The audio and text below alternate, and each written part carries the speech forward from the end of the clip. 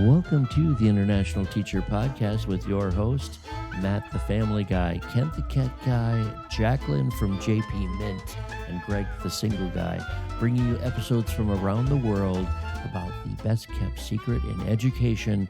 You've got it, international teaching. Welcome to the show. All right. Welcome, everybody, to this episode of the International Teacher Podcast. My name is Greg, the Single Guy, and I do have a full roster here. JP Mint and Kent are both joining me today. How are you guys doing? Yes, we have doing great, Greg. Kent and Greg together again. Yep, and we have a very special guest right now. We have Stacy Stephens coming to us from the USA.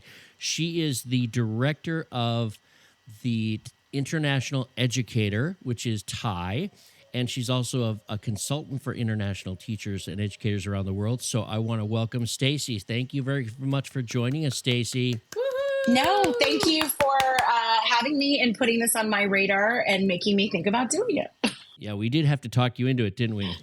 Stacy and I know each other, but full disclosure, we're not like, it's not like former colleague or anything like that. But Stacy and I met at the Delhi, the embassy, American Embassy School in Delhi, way back. I want to say like 2004 or something like that. It was 2014. No, 14. It would probably been like 13 or 14. Yeah, 2013-14, there was the first iPad summit, and you guys sort of gathered some like-minded teachers that wanted to know all about iPads, because they were starting to roll out the one-to-one iPads at that time in schools. And a lot of us had no idea how to use them, or we used them just to play games like me. So I was thinking, wow, how do I use this as a tool in classrooms? And Stacy, I met you. Were you the tech director at that time? No, I was the director of learning. So it was really Dana Watts and I, who now works for ISS. We were actually, I think, one of the first schools to go iPads in middle school. So we weren't doing it in elementary. We did it in elementary too, but we were doing it in middle school. And so that's what kind of was like, it was very different to have done it at that grade level at that time. And that's where Dana and I both love professional learning and conferences, so we're like, let's throw our own. And it was great. I remember that was my first and only time, I think, in Delhi. Mm-hmm. The hotel was fantastic. All the organization, it's so important to have all that logistical infrastructure of how do you get to the campus? How do you get back to your hotel? You have all your food, your drink was safe. It was so much fun. Well, I think, Stacy, what we should do is I'd like to get a little bit of an elevator version of your history of overseas teaching and teaching overall. So could you walk us a little bit through how you got to where you are today? Yeah, I started in San Francisco public school teaching. I taught there for 7 years. As I was sort of prepping for this and reflecting, from the minute I entered the teaching profession, I always knew I wanted to teach internationally, because I think people are always like, how did you know about it? So many people don't seem to know about it. And when I was doing my master's through Michigan State University, which they had this great program that they hosted like in England, like you didn't have to go to Michigan, no offense to Michigan, but you got to go to England instead to do their master's program in December with a bunch of other international educators. I was in a course where we were doing a lot of journaling and reflecting. And I started going like, how is it that I always knew about this? Why? Mm-hmm. Was this always something that like, if I taught, I could do this? Because I had always wanted to live abroad and travel abroad and experience living in other countries. And I remembered when I was 16 years old, and I'm from Central California, not a lot of people travel necessarily where I'm from. My high school theater teacher, the high school theater teacher, at the end of the year announced to us that he was quitting and moving his family to work for the JFK school in Berlin. Ooh. And that's where the first time I was like, wait a minute, there are schools like ours in other places around the world. And then as I made my way into this profession, like my plan was always like teach in the States some, because at that time, I think it's a little different now. At that time, it was like, you really need experience. And the more experience you have, the better shot you're going to have at getting a job. And so I worked in San Francisco for 7 years.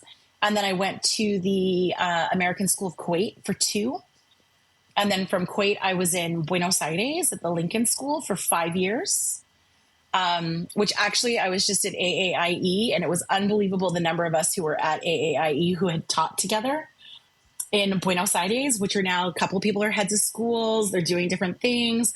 So we had this big, like, again, we all know the reunions are frequent and opportune sometimes in international teaching. You never know who you're going to run into at a conference. And then from Buenos Aires, I went to the American Embassy School in New Delhi, which was such an amazing place. And that's where I moved into leadership. All this time, I've always been a secondary high school teacher. And I went to AES to teach middle school humanities because I wanted to broaden out my understanding of the K-12 experience. And there was only so low at the time I was willing to go. So I went to middle school. I didn't go to elementary school. And from there, I moved into director of learning at AES. I was like, I can handle seventh, down to seventh, coming from like 11 and 12. And so from there, I moved into leadership at AES, which that's an amazing opportunity to move into leadership in a place that you already know with people who already know you and who want to like nurture you and grow you. That's like an amazing opportunity when you have those opportunities to kind of come from within. And you said director of teaching and learning, right? So that's a little bit less stressful as far as it doesn't feel like you're supervising your colleagues, your former colleagues, right? It's more like you're helping them, you're boots on the ground, you're really advocating for them. So that's a nice little segue into admin. I see those as very much like service positions. Like we have a vision and we're moving the school forward on whatever plans that they have, but we're really there to like serve teachers and serve their understanding and help them move from point A to point B. And you're exactly right. Like you're not supervising people that you used to work with. So that's sometimes I agree, maybe a little bit of an easier route. But for me, like I'm a program developer. Like I do not have principal or assistant principal in my resume, nor will I ever. That's just not my path and the work that I like to do in schools. And so from AES, I went to IS Beijing, I was there for 7 years. The phenomenal career opportunity of my life to be in such a big and such a well-resourced school. You just got to do so much, right? So much really great stuff. In fact, sometimes there's too many resources that like, what are we saying no to, right? But you're well-resourced, well-staffed. And just as a learning experience and a leadership experience, amazing. I love China. JP, you were in China, right? As well? Yeah, who else has been in China? 3 years. Mm-hmm. Yeah. Anybody else in China? I love China. China gets a bad rap. I love China as a place to live. And then I went to COVID, right? Like I was one of the people who put the school online. I needed to leave China so that I felt like I could get home to elderly parents. So I probably left a little bit before I was done. And I went to ISKL for only a year because, again, Delta went back into another lockdown. Mine is very much a COVID story of returning home and trying different things. I had COVID happen. I wouldn't be where I am right now at all. So, Stacy, KL is Kuala Lumpur? Kuala Lumpur, yeah. Sorry, ISKL. Malaysia. Kuala Lumpur. So, Stacy, if we add all the years up, if you would be so brave, how many total years overseas? 20, maybe 21. 20 years. Yeah. Are you still overseas or are you based pretty much in the U.S. at the moment? I'm based pretty much in the U.S. I chose to be closer to family because, parents don't get younger. They only get older. So I'm... people are always like, how's that going? I was like, they don't get younger. They only get older. They don't. I think that's true for us as well. Might I say they don't get easier either. Hi, Mom. Love you. All right, we'd like to draft an apology to JP Mint's mom. Dear JP Mint's mom, here at ITP, we apologize. I am very sure that no one in my family will be listening to this. I could use this as just a therapy session if I wanted. That's okay. No one in our family's listening. Hey, my mom listens to this all the time. That's right. She's our number one listener. My parents don't even have a smartphone. They're not listening to this. Oh, do they still have a flip phone? Gosh, I love those. Yeah, they still have a flip phone. So, Stacy, you're able to do what you're doing now fully kind of remotely there in Portland. I think you said Portland, Oregon? Yes. So when I repatriated home, and I think this is one of the opportunities that comes from doing that program work is sometimes, people need what you do. So I came home, was planning to take a year off, started getting some consulting opportunities, sort of started taking those. So kind of just like gently moved into consulting, usually for people who I know I've worked with, who know me and know my work. And I was thinking about and looking at, okay, maybe it's time to go back into a school. I do not think I have the consultant love of the lifestyle of all of the travel. I like to travel for vacation. I'm not sure how much I want to travel for work.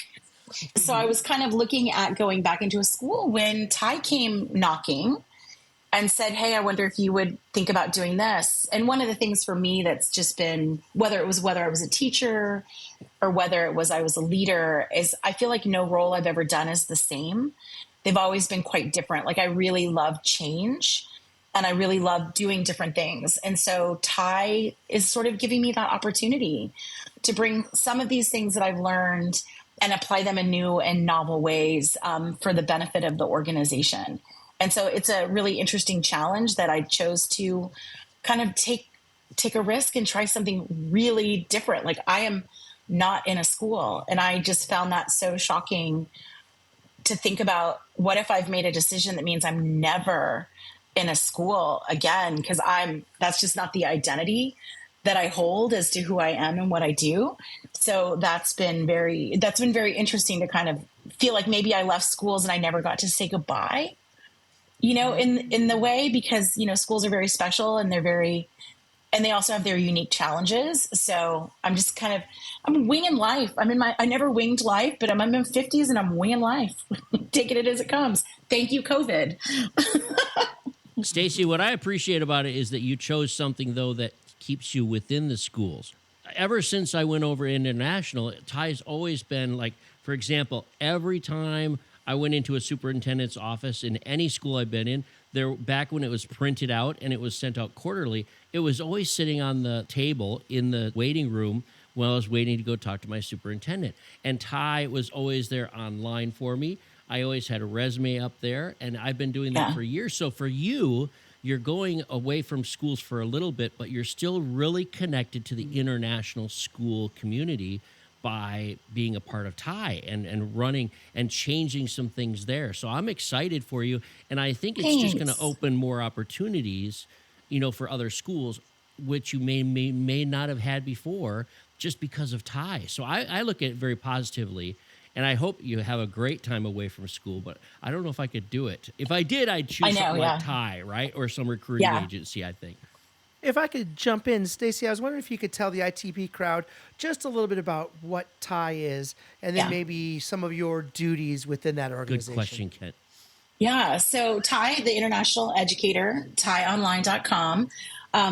As many of us who've known the organization for a very long time, and Greg, my memories of it are very similar. I'm 100% sure I knew about my job that I ended up getting in Buenos Aires through the Thai newspaper. Remember when they used to print? That was the only way. Yeah. You really knew what was coming out was the advertisements, and everybody would post their jobs. Of it, right? Yeah, second half was only advertisements. So exciting at lunch hour. I would open those in the staff room and I'd be like fantasizing about this place and that place, because they always had beautiful photos as well of all the schools. And that's it was a fantasy of every lunch hour was like, where am I going today? I know, exactly. And so I 100% know that's how I knew about the job I eventually got in Buenos Aires. So Ty is an organization that does actually quite a bit. I think the way that most of us now interact with Ty is that newsletter. During COVID, we chose to stop printing and shipping the newsletter all around the world because nobody wanted it at that time during COVID. The newspapers coming from the United States being sent all over the world. And so we moved online and we really changed our model. Whereas you used to subscribe to Ty and then you got access to you got a newspaper and you got access to what was online. And so we really changed our model. And so the newsletter is completely free now to anybody who subscribes or signs up for it. You can jump on our website and look at it. If you subscribe, it comes straight into your inbox. if you join Thai, the other services that we offer, and I think this is where Thai has evolved sort of pre and during the pandemic, that people may know more or less about this. But really, Thai's big emphasis right now is on the idea of evidence-based recruiting. And they've built a portfolio that are aligned to the international standards of practice that have been used by PTC and Thai. PTC and Thai are sister organizations, which sometimes people also don't know that as well. We're under the umbrella of a larger nonprofit called OSAC. Principal and PTC Training Center. PTC. Principal Training Center. Good with the acronyms. Thank you. Principal Training Center. They have a teacher leadership training center. They have a counseling training center as well, but we're sister organizations. Open the parentheses. Did you ever do any PTC courses, Stacy? No, I didn't. Oh, they are the best. They are the best PD I've ever done. I've done 4. I did 4 over the course of about 4 or 5 years, and they work towards my master's. But I absolutely, every chance I get, I recommend them. Yeah. Because, and then I would imagine that TTC, Teachers Teaching Center, and then the CTC, Counseling Teaching Center, I believe all of those would probably be very similar as far as like the greatest PD ever, because it's networking, it's learning from people that are in the actual positions that you want to aspire to. So it was now, great. though I have never attended, I've certainly paid for many people to go over the years and have recommended them to people. I'll actually be going this summer to do my catch up on what I don't know on that side of the organization. But again, as you, JP, like my sense, though I've never taken it, I've always just heard wonderful things about the learning that happens at PTC. And now I think they're doing a lot online as well. So it's even a little bit more accessible to people throughout the year, especially the teacher and the counseling training. So one of the things that Thai is really working towards is we've changed our recruiting portal so that you can align evidence to standards. And so I went through, because I actually was looking for a job this year and thinking about going into a school. And when I was, applying, you've got your 2-page resume. I've got 20 years of experience behind me. And it's on a 2-page resume. I'm actually just wrote an article to put out in Thai about, like, most of my time when I spend revising my resume is adjusting font size. Right? Because you're trying to put, like, okay, how can I play with white space?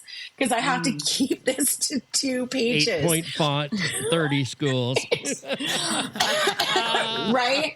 Can't One go over bullet 3 point per school. I know now it just says for a lot of them, I like combine 2 or 3 teaching positions and like teacher, which doesn't at all represent who I am and what I can do and what I've done. In terms of working with kids, which even if you're an administrator, I think it's important to know how people have worked with kids and the things that they've done. So when I was going through my recruiting process earlier this year, I was not knowing that Thai was on the horizon, not knowing that this was potentially coming down, the pike as an opportunity. I was like, it's so frustrating that I can't show people my work. Do you want to know how I support DEI work in a school? Like, well, here I have an entire day of facilitation, and a slide deck and documents and things that came out of that process. And all I can say is I support this work in schools and I can't show it. So when I first got the job, actually probably before I got the job at Thai, I signed up for the recruiting portal and started pretending like I was applying for a job. And the thing that was so nice is, like, I could, as an administrator, pick standards that align to my work, or you can as a teacher. And I was actually able to upload evidence. So it's really a portfolio that you can use in your recruiting process when you're ready for it. So I think really that's a new innovation for Thai, is to kind of have this opportunity in this space for people, I say, to kind of curate your career vis-a-vis standards that have been benchmarked and are aligned to the kind of practices that we want to see in international schools. And so when I started, those were things that were very appealing to me about Thai and some of the work that I've done as a school, as somebody who has hired people, being on the other side. We've all been candidates.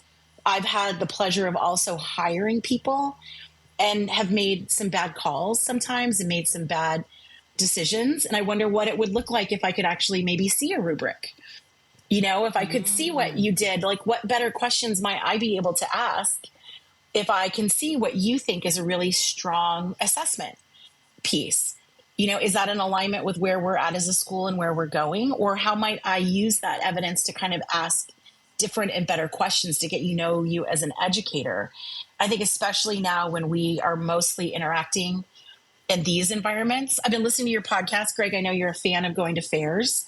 And I think that is diminishing, for a lot of people, that people would rather get their jobs like this online than the personal investment that it takes to go to a fair. So how do we have better information about candidates? How do I, as a candidate, and how am I able to assess the quality of your questions?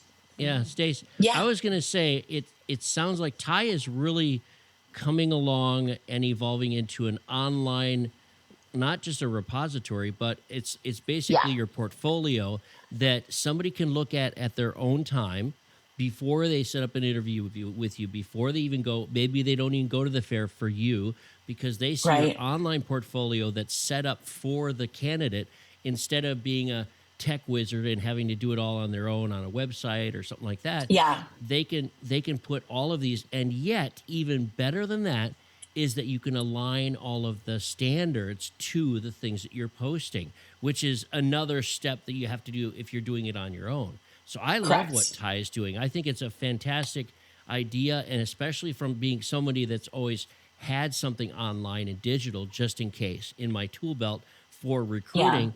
For people to be able to do that without having the tech knowledge, it is fantastic that you're doing that TIE is doing that. Yeah, Greg, we're going to hire you as a spokesperson. A very, very excellent paraphrase and well said. Thank you. I get passionate about very recruiting, much behind the scenes, though, please. Greg's hidden behind the little curtain over there. Audio only. Audio only. Hey, I am the face for radio, as Matt would say. So, Stacy, a question then. It sounds to me like TIE is not going to be moving into that job fair world then, because I know that they've never hosted any kind of job fair in the world, and so it sounds like you're leaning towards keeping it accessible to everybody who has internet. So basically, the world. They're the glue that binds them. We have never said we're a recruiting agency. Right. There are other people out there who are recruiting agencies. And if you want that kind of support and you want that kind of direction, like there are other places that you can go for that. We're really more of like a space that I think that people can find each other. Schools can find candidates can find schools. We're involved in setting up the structures and the systems to facilitate that. But it's really the candidate and the school that come together in that space, and our structures facilitate it. But we don't in a one-on-one by like hosting a fair and things like that. That's not really what our mission has been, around our work in recruiting. It's been more about facilitation than just like the newspaper. Than actually bring family. You're the program director. That's why they got you now, because you're that program specialist to put all that together. I like going on TIE Online because your website celebrates all these other recruiting fairs too, right? Yeah. It's a great place for information. It's like the glue. I call it the glue for international education, because you bring together the schools, the recruiting fairs, and the admin, everybody. I love it. Always have. Well, I mean, we're a mission-driven organization. We're a not-for-profit, and our mission is really just to help people find the best teachers, for us to really advocate for really fantastic teaching in schools. And that's really where the standards work comes from. And then taking that standards work and incorporating it into some of the things that we have always been doing for a long time, and taking that thinking to kind of elevate it. I see my role as like here, because I come from education, I am a program developer, is how can I help provide some thought leadership around some of these practices that might be really beneficial to improving the quality and the caliber of teaching that we have in our schools. TIE offers a way of doing that, but it doesn't have to be TIE that you use to do that. But what we would really like to see is people engaging in more evidence-based hiring practices, because that is what brings the best teachers into our schools. Greg, you had your hand up. Yes, I know. When we have so many people, we have to raise hands. We're all Kent hates teachers that. here. Yeah. So I have a question that's going back to like years ago. I have this vision that Thai is like this huge, massive company in the United States with this big staff. I'm wondering, could you tell us a little bit behind the scenes? For example, like how many people work for your division or you're part of the company, and Right. is it like a little cubicle or is it remote? What does it look like when you go to work at Thai? Ooh, behind the scenes.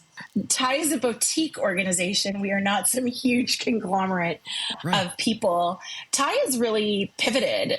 We are all online. Right now, I'm working with somebody who is in Tanzania. We have one of our employees, her husband and her family. Their family is from India. She's been in India and she's in Thailand. Right now, we've got people on the East Coast, people on the West Coast. We're really two sides of Thai. There's the side of Thai that's like the recruiting, the portal, the technology, the things that we do. And then there's the editorial side. So there's an editor who's an educator. There's an editor, Shwatangana, who is in charge of the editorial process with our content editor as well. So when you write for Thai, you go through that process. And that is sort of like, I'd say there's two sides of Thai. There's the newsletter editorial side. And then there's the way that we serve schools and candidates. You know, one of the ways that we serve them is through the newsletter, but that has kind of its own staff and outcomes, and that's more of the education side. And then we have here more of the recruiting, kind of more of the business-oriented side of Thai. So we're really maybe like 6 people total, and some of that's part-time. What? Myself included, I'm part-time. But you also 6 have people. PTC, CTC, TTC, BTC, business. Right. That's a lot of C's.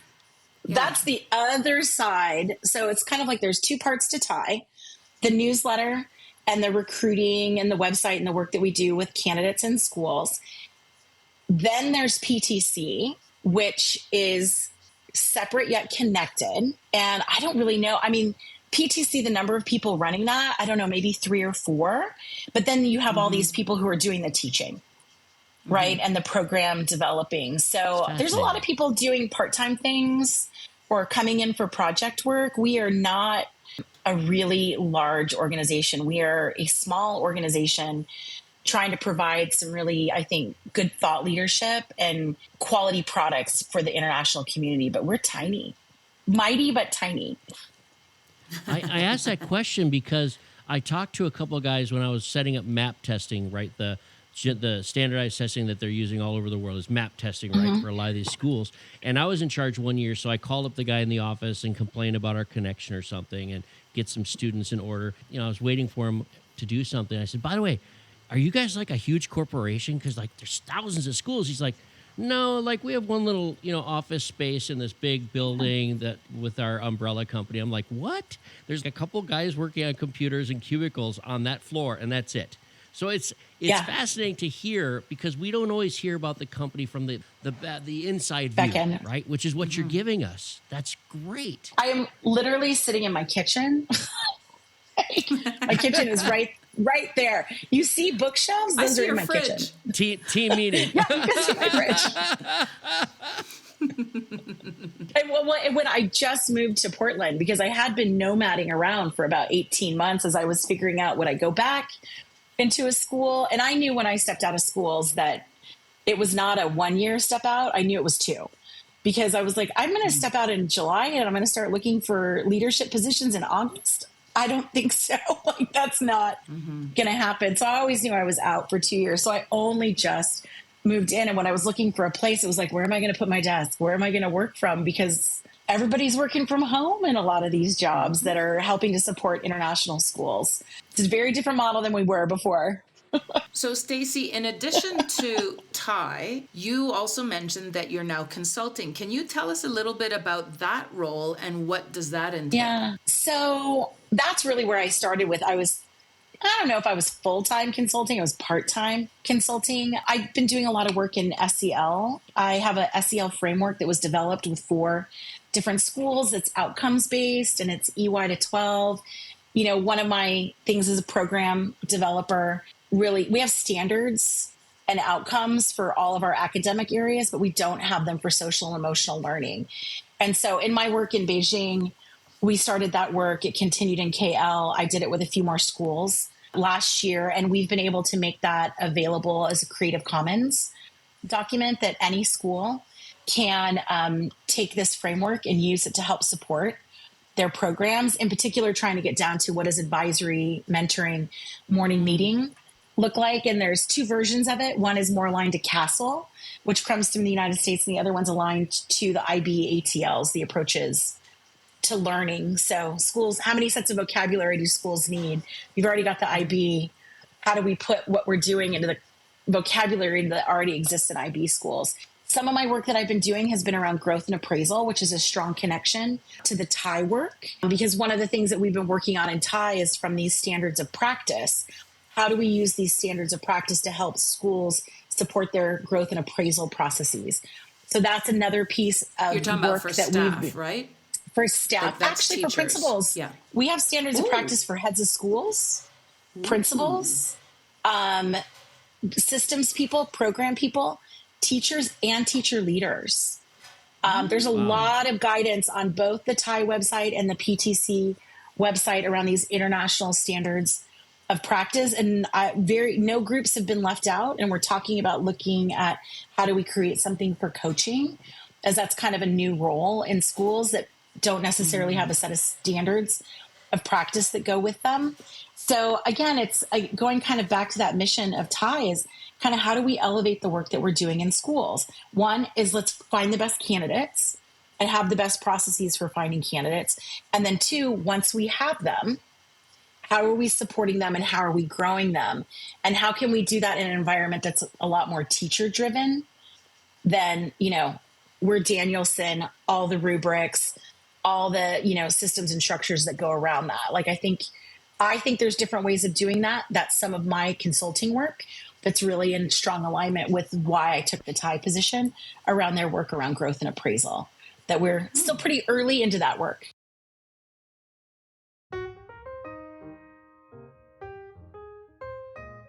All right, let's take a moment for a little commercial about how to get in touch with us. You can, of course, find all four of us at the itpexpat.com. That's www.itpexpat.com. Or you could also find us at email at internationalteacherpodcast@gmail.com. We look forward to hearing from you. Or if you're into Facebook, we have a new Facebook group at www.facebook.com/groups/ITPexpat, where you can find all kinds of inside information about ITP Expat. You can also find us on Instagram at ITPXpats. That's with an S. ITPXpats is our handle. All right, and thank you, listeners. We have over 100 countries represented by our listeners, and though we're not monetized, we are here for you, and we would like to thank all of you for listening.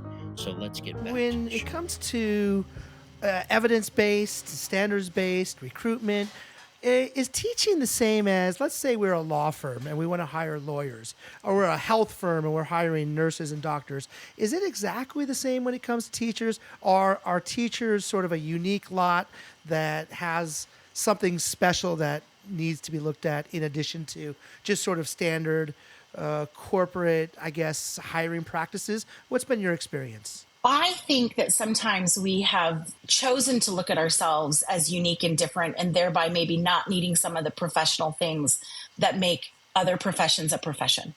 One of them being standards, right? And so I think that, professions have standards. They have expectations around what the quality and the aspects of the position are like. And that's something that I think is really important in teaching and helps us make better decisions around people. When I have something that if I'm having a conversation with one of you and I'm thinking about, you're thinking about coming to my school and I'm thinking about hiring you, how do we ensure that that conversation is guided by some really research-based practices around what makes a great teacher? And I think sometimes in the absence of those standards, how am I making that decision? How is my colleague down the hall who's also hiring making that decision? So are we all on the same page? So I think that those are minimum standards of professionalism that all professions need.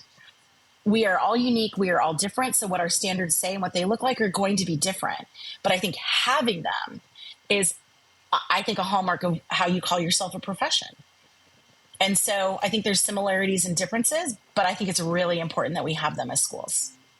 Greg. Yes, thank you for calling. Long-time listener, long-time follower of the show. I love the show. No, I love what you just said. I think that our profession needs standardization, but also for other people to recognize us in our profession. And I started it a long time ago. I put my diplomas from school on the wall in a frame in my classroom.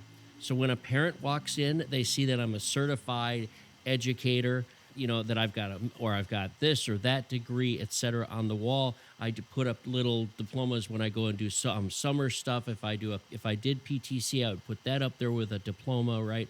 But that's mainly for our other audience, right? Our parents and people that walk in my classroom. But like you're saying, we need to have a way of saying, here's what sets certain teachers apart. That's showing that they're not just continually learning, and they're not from the great state of Wisconsin, which is where all that great education comes from, but on Go Packers. But, you know, if you're from Seattle, Washington, like Kent, and, you know, you're a teacher, you're not from Wisconsin. So how do you show that you've got those standards?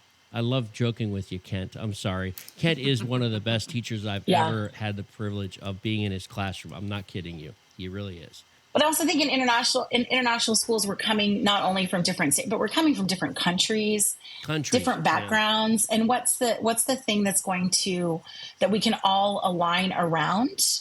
And I think it's international standards of practice. Standards, yes, of practice. Yeah. You bring up a good point that, I mean, we're coming from different countries, from different ways of becoming a teacher. Because some of us, for example, like in Canada, I always say there's two ways to become a teacher in Canada. You can do your 4-year degree and then a 1-year teaching degree. Now it's actually 2 in my province. That's what I did.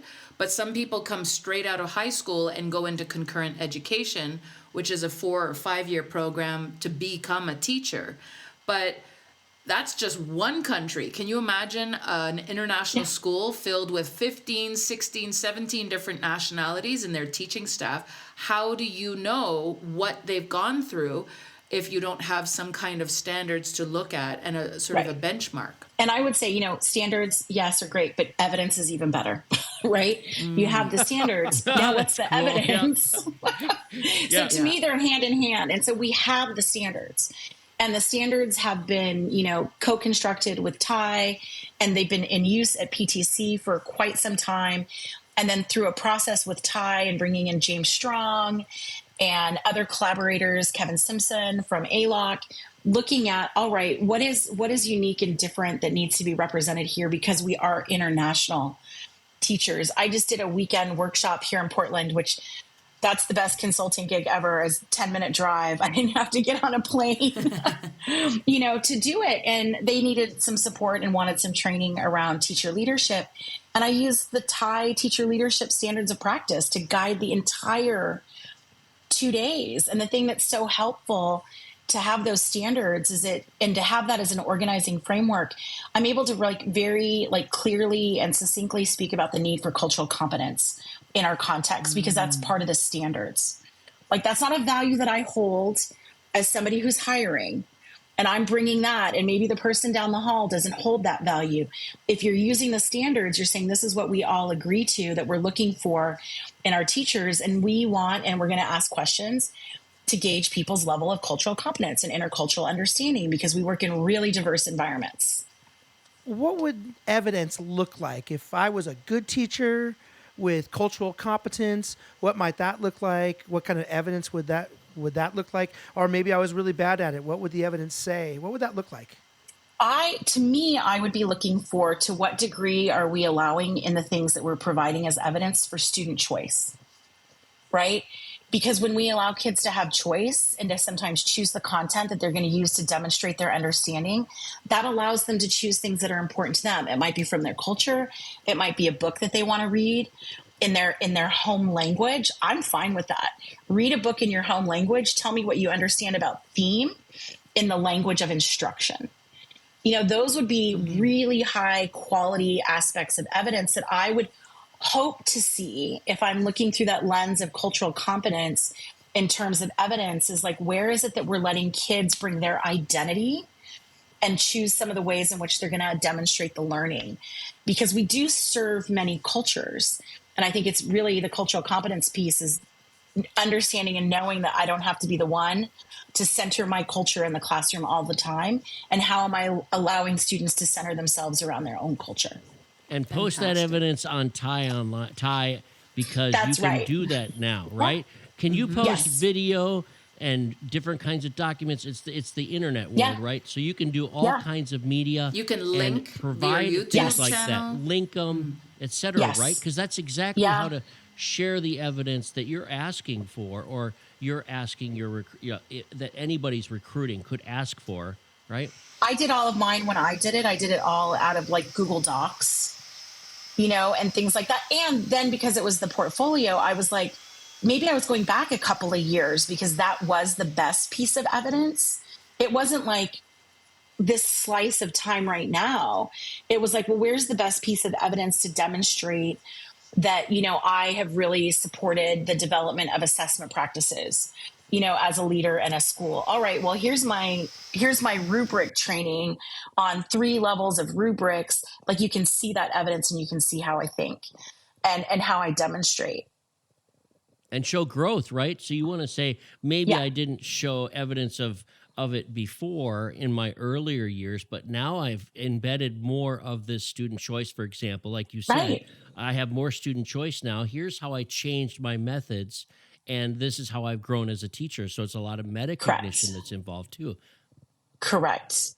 Because you have the opportunity to reflect on the standards and then also provide evidence of those standards. And also, if you've grown and you're like, wow, I can't believe I used to do that, you can pull that right out of your portfolio. Like, you control the portfolio and the content that's in there. If you're like, that's not the best piece of evidence that I have anymore, and I don't want that to represent my work, then you can pull that out of there. You have the control on that side of it because it's really your portal.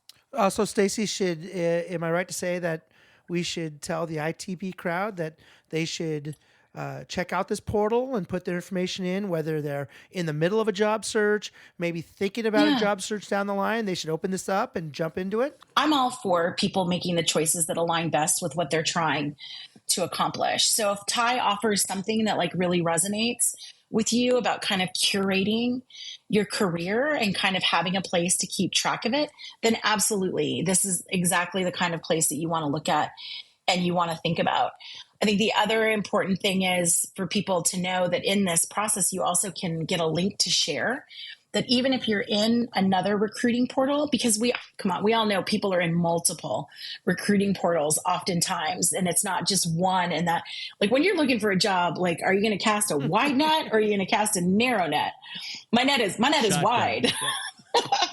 So I think one of the things that I think is also a nice advantage of if you decide that TIE and kind of curating your career and being ready for recruiting in this way is useful, you can also just get a link and you can use that like on your resume. You can pop that into another recruiting portal to say, whereas like maybe you put your LinkedIn or maybe you put your blog, you can put your link there so that even if you're not in and you're not going to maybe use TIE primarily as your recruiting portal, you can still use the work that you did in other recruiting portals that you're interested in looking at and looking in. So I kind of joke, I want TIE to be number 2. I want us to be the second choice of everybody. Like, go ahead and choose your number 1. But everybody have TIE as number 2, because I think that what we're putting on the table can be a huge advantage in the recruiting process for people. And am I correct that link would be able to, so any school that is with TIE or without TIE would be able to access that link? Correct. So it can help you in your recruiting just if you choose to be in the TIE portal, but can also help you with your recruiting if you're recruiting in other avenues as well. It's beneficial for both. How much does it cost for a year to subscribe to TIE, to use it as your portal, as your place to put all of your evidence-based documents, all that kind of, how much does it cost? It's $49 a year. And then usually at various times throughout the year, we'll offer like a promo code that either cuts the price by like $5 or $10 at various times. So you can get a little bit of a break on that to get into the system. And that's a yearly cost that comes to you, but you're able to maintain that in it. And even if you step away for a couple of years and you come back, your evidence is still there. You don't lose it. We hold on to all of that for you. I've actually had that happen to me. I was off for like 2 years because I always hit the auto pay, so it auto renews every year. And 1 year I changed credit cards and it disappeared and I didn't even know it. And I'll be honest with you, I never had any kind of input or any kind of verification that it was working for me. Like someone said, hey, I was looking at your TIE information or your resume on TIE. Nothing ever happened like that to me in all these 20-some years that I've been part of it. But it's been a repository for me, and I've always had the opportunity to go back and look at. And I love it because you could just look at so many schools. JP was talking about, like it's the old newspaper. I go back in all the time to see what schools are popping up with all this growth. 49 is well worth it. I just keep auto-renewing, so I never look at it. It's such a vital piece for me in my recruiting over the years. So, Stacy, a couple of social media questions. People want to go now and sign up on TIE, check your website. Is that www.TIE? TIEonline.com. TIEonline.com. All one word. T-I-E. All one word. TIEC. No, he can't spell it. Hold on a second. I'm gonna sound it. Stacy, I'm gonna sound it out. That's TIEonline.com. Is this a strategy to get people to really pay attention because you're doing it wrong? No. It's not a strategy. Kent can't even tell you the name of my book properly. He can't even tell you what the name of this podcast is. I have to remind Kent every morning, like, Kent, we're the International Teacher Podcast. I love that. Stacy, also, where can they find your consulting? Is that something that we can send out to the ITP crowd? I mean, sure. I've got the International SEL framework. It's just internationalsel.com is where that framework is. And most importantly, like that's a Creative Commons resource that anyone can grab. They have to ask me for it, but I'm going to give it to them. I'm not going to say no. You can't have things to help social emotional learning in your school. So that's internationalsel.com is where you find all of those resources. And that's really the big focus of my recruiting right now is really through the SEL work. I'm not on Twitter anymore because I got the boot from Elon. And I've never been able to get back on, which is okay. I just kind of gave up on it. But. I don't want to get back on. I just dropped it. Yeah. JP, should we get to the other questions for the ITP crowd? I was just going to say, let's rewind a little bit. Let's go back to those days when you were, living, maybe not living quite out of a suitcase, but you were going from country to country. Were there 3 things that you needed in your new country to feel at home, either taking with you or it was present in the country? Well, my animals. I joke that my animals per pound are like worth a lot for the investment I've made in moving them around. I have a 20-pound dog. It's probably literally worth his weight in gold. Mm-hmm. I did move around a couple times during COVID. That wasn't cheap. Mm-hmm. Kent, the cat guy, I had a cat that I moved around, but she sadly passed away in Malaysia. But then when I had to move the dog home, I was like, that was pretty good timing, Sasha. Thank you.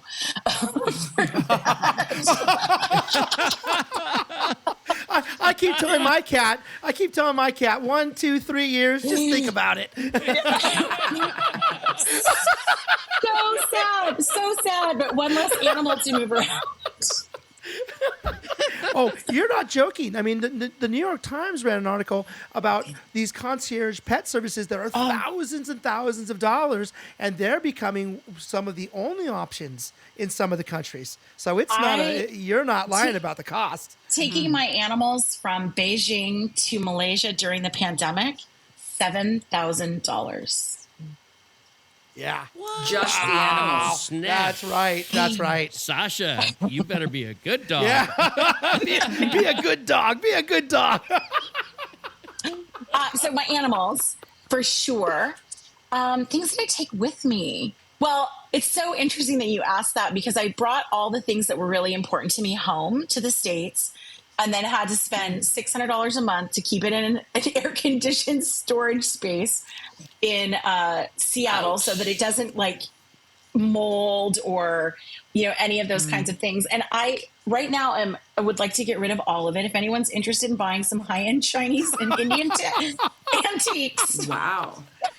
That I thought were so important to me. I think that's the thing with COVID and then nomading around for 18 months. I don't need much. I need my dog. The first thing I bought when I settled into a house was an immersion blender. Everywhere I live, I always have an immersion blender. I just don't feel like I need that much anymore. That's what so a blender the past and 4 years Sasha. of COVID. Not together, Milo. but a blender and the dog. Sasha Milo. didn't make the move. Sasha was Milo. the cat. Sasha didn't make the move. Milo. But yeah, I don't really need. It's so interesting that you asked that because 4 years ago, if you'd asked me what was I really attached to, it would be everything because that's what I brought home. And now I'm actively trying to figure out how can I get rid of most of it. Wow. So. Our other question we like on the show is, do you have any police stories? And we're talking about mild, not to get you in trouble, but something having to do with police or customs while you're traveling around. Sharon Dent, the guide hog, which I didn't know what her blog meant, the title of her blog meant, but I've seen it posted for years because I've known her for a really long time. I was listening to hers, and when you asked that question, I was like, I only have like stories of me like playing dumb and getting out of things. Like I have more police stories from when That's I was a popular one. You could sometimes expand on tears that. work. I have more police stories from being a teenager in Central California. That's where Those all my stories will police appear on the stories. Patreon account. I learned my lesson in high school, and I haven't gotten in trouble with the cops much since. So that's where my story. All right, we'll let you off the hook then. We just like to ask that question, so that's It's a fun. good We don't want to question. get anybody in trouble. Yeah. It's a good question. We'll get you back on another episode, and you could tell us all about California as a high schooler then sometime. It's actually one of my favorite inclusions to do is like tell somebody something bad that you did in high school that nobody knows. Mine are always really good. Ooh. Okay, go. Just in case my parents listen. No. Oh, Stacy, they know. Trust me, they know. If we were doing this live, my mom would be calling in saying, Greg, let me tell them the stories, right? Yeah, we'll have her on. Yeah, more than a few run-ins with the cops. As we wind down, is there anything you would like to share with our audience at this time that you feel like there was something that you just missed chatting to us about?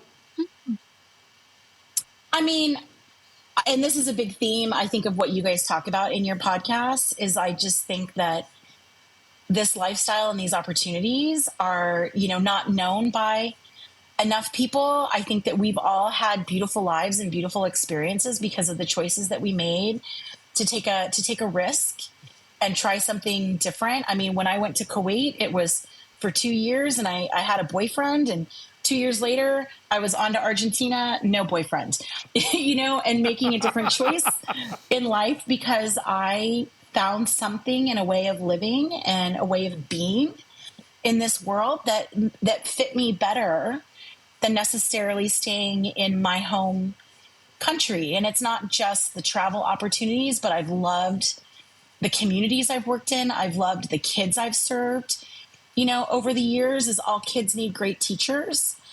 Even, kids who seem like they have so much. In some ways, some of them need it more because of their affluenza, and things like that these roles that we play are so important in the lives of kids. And whether you do it at home or abroad, I just think this is such a gem of an opportunity that I don't think enough people know about. And you guys are doing a great job at getting people to share their stories. And I think that you are doing great work to raise the profile of like how this is such an amazing opportunity that people should think about. So I thank you for the conversations that you're having and the work that you're doing, because you're helping to get the word out there about these opportunities. Because what is it, Kent? It's the Best kept secret in education. Oh, it's the best kept secret. Okay. No. Okay. I think I got this down. I think I got everyone's credentials. Let's see if I can do this. Okay. I would like to thank our guest today, Stacy Stephens. You can find her at TIE Online. That's TIE online.com. You can also find her at internationalsel.com. Thank you, Stacy. I'd like to thank our co-host, JP Mint. You can find her at jpmintconsulting.com. I'd also like to thank Greg Lemoine, our host. You could find his book, International Teaching. No, he still doesn't get International it. Education. Room 107. International Education, the best kept secret, www.amazon.com or wherever you buy your finer books. I'm Kent. You can find me in room 402, snacking on the last piece of pie. Thank you all very much. See you guys next week. Thank you, Stacy. Oh, thank you. All right. Kent, hit record, okay? Okay, so that's the warm-up. Let's do this. Yes. Let's do this. I'll hit the record button. Great warm-up, everyone. Great warm-up. Hey, Stacy.